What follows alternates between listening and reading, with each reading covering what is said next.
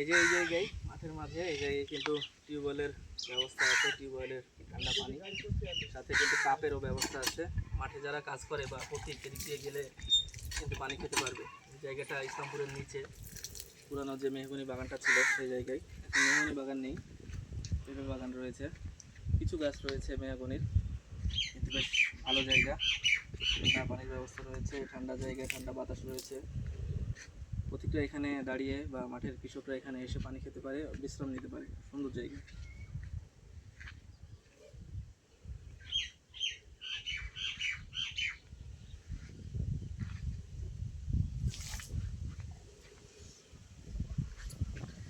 একদম খাঁটি পিওর, একদম ঠান্ডা ঠান্ডা পানি।